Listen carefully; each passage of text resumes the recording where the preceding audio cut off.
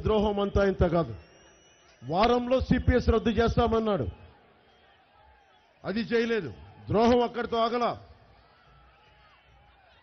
Permanent retirement account number accounts లో deposit చేయాల్సిన డబ్బులు మొత్తం ఈ గవర్నమెంట్ వాడేసుకుంది. సిపిఎస్ ఉద్యోగుల జీతం నుండి నెలకి 10% పక్కన పెట్టి ప్రభుత్వం తన వాటాగా 10% కలిపి ఈ పర్మనెంట్ రిటైర్మెంట్ అకౌంట్ నెంబర్లో వేస్తే అది కూడా వేయకుండా డబ్బులు తీసేసుకొని మొత్తం సిపిఎస్ వదిలేయండి, వారి వేసిన రిమిట్ చేసిన సొమ్మును కూడా వాడేసుకున్నారు. మీరు చెప్పండి, మీరు ఎవరికైనా డబ్బులు తీసుకొని వాడేసుకుంటే మన మీద చీటింగ్ కేసు పెడతారు. అలాంటిది ఉద్యోగస్తుల కష్టాన్ని, నేను ఒక మాజీ ప్రభుత్వ ఉద్యోగ కొడుకుని, నాకు తెలుసా కష్టం ఎలా ఉంటుందో. కష్టపడి సంపాదించుకున్న డబ్బుని ఎవడు సాక్షాత్తు ముఖ్యమంత్రి కొట్టేస్తే ఎక్కడికి పారిపోతాం? ఎవడి మీద చీటింగ్ కేసు పెడతాం? వెళ్ళి డీజీపీ గారికి చెప్తామా? వెళ్ళి ఏసీబీకి చెప్తామా? ఎవరికి చెప్తాం?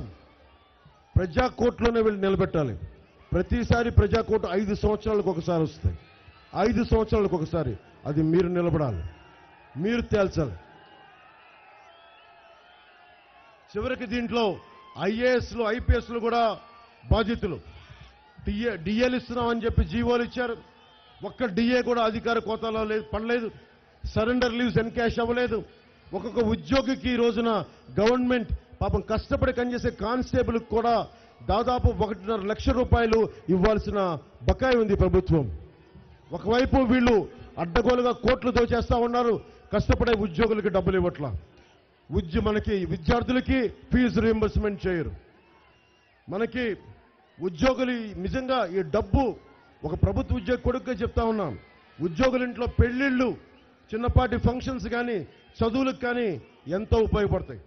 అలాగే ఎంప్లాయీస్ హెల్త్ ఇన్సూరెన్స్ తీసేశారు. బిల్లులు రీయింబర్స్మెంట్ అని చెప్పి 2 lakhs లిమిట్ పెట్టారు. అత్యవసరమైన డబ్బులు లేకే కదా మనం ఇన్సూరెన్స్ వైపు చూసేది. ఆ రీయింబర్స్మెంట్ కూడా అరాకొరగా తప్పితే అది కూడా అర్థంగా రావట్లేదు. ఒకప్పుడు సిపిఎం ప్రభుత్వ ఉద్యోగి, మా నాన్నగారి విషయంలో చెప్తున్నా, ఆయన రిటైర్ అయితే ఆయనకి తోటి ఉద్యోగులంతా సన్మానం చేసి డబ్బులన్నీ చెక్ రూపంలో ఇచ్చి గౌరవంగా పంపించేవారు. అది ఈ రోజున చెప్పులు అరిగేలా తిరిగిన సిపిఎస్ లేదు, మనకి పెన్షన్ సరిగ్గా రాదు, సకాలానికి రాదు. ఇది రావాలి అంటే జనసేన, టీడీపీ, బీజేపీ కూటమి ప్రభుత్వం రావాలి. రిటైర్ అయ్యాక పెద్ద వయసు వచ్చాక బీపీ, షుగర్ కానీ మానసిక న్యూరలాజికల్ మనకి దీర్ఘకాలిక వ్యాధులతో ఇబ్బందులు పడుతూ ఉంటారు. వారికి పెన్షన్ నిలబడి తిరబడి మనకి డిలే చేశారు. జీతం కానీ పెన్షన్ కానీ సమయానికి ఇస్తే చాలు అనే పరిస్థితికి ఆంధ్రప్రదేశ్ ఉద్యోగులు తయారయ్యారు. ప్రభుత్వం చేయలేనిది, వైసీపీ ప్రభుత్వం చేయలేనిది నేను మా జన సైనికులకు చేశాను జనసేన పార్టీ ద్వారా. వారికి దాదాపు దెబ్బ తగిలితే 50,000 గాయపడితే నిజానికి ప్రమాదవశాత్తు ప్రాణం పోకూడదని కోరుకుంటాం, కానీ నేనే 5 లక్షల రూపాయలు ఇచ్చాను జనసేన పార్టీ తరపు నుంచి.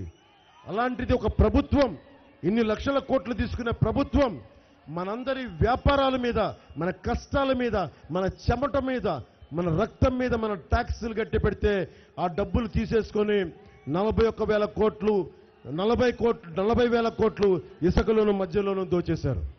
అందుకే మనకు ఫీజు రీయింబర్స్మెంట్లు జరగవు, సకాలంలో పెన్షన్లు రావు, సకాలంలో నిజంగా మనకి అన్ని నిత్యావసర వస్తువులు పెరిగిపోయే పరిస్థితి.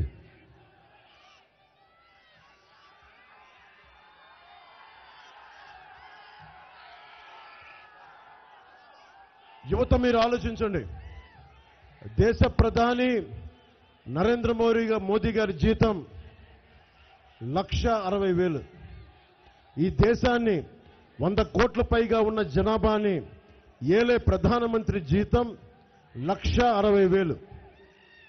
జగన్ పెట్టుకున్న 89 మంది అడ్వైజర్లు, ఆధిపత్యపు అహంకారం చూపించే సజ్జల రామకృష్ణారెడ్డి గారు ఇలాంటి వాళ్ళందరూ కలిపి వాళ్ళ జీతాలు, సలహాలు ఇచ్చినందుకు ఏంటి, మన కొట్టు సత్యనారాయణ గారి లాంటికి ఎలాగ అడ్డగోలుగా డబ్బులు సంపాదించాలో అని సలహాలు ఇచ్చే వాళ్ళకి జీతాలు, దేశ ప్రధానికి 1,60,000, 89 మంది సలహాదారులకి 680 కోట్ల రూపాయలు.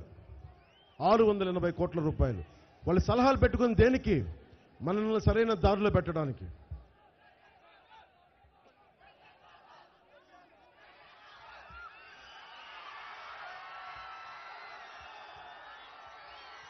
యువత మీరు ఆలోచించాలి. వాలంటీర్లకు కానీ వాలంటీర్లకు సన్మానానికి 710 కోట్ల రూపాయలు ఇచ్చారు సన్మానాలకి. అదేదో మీ ఖాతాల్లో పడేస్తుంటే ఫీజు రీయింబర్స్మెంట్ జరిగేది కదా. కొన్ని సాక్షి పేపర్ కొనాలి, దానికి 200 రూపాయలు అని చెప్పి దాదాపు 450 కోట్లు 600 కోట్లు డబ్బులు సాక్షి పేపర్ కొనటానికి. సాక్షి పేపర్ ఎవరి సొత్తది? మన కష్టం. మనందరం ట్యాక్సులు కడితే కట్టిన డబ్బుని వాళ్ళ సాక్షి పేపర్ నడపడానికి ఆ డబ్బులు తీసుకుంటా ఉన్నారు. భవన నిర్మాణ కార్మికుల సంక్షేమ నిధి నుంచి మనందరం ఇల్లు కడితే 1% సెస్ కడతాం, ట్యాక్స్ కడతాం. అది ఎవరికి పనిచేస్తే?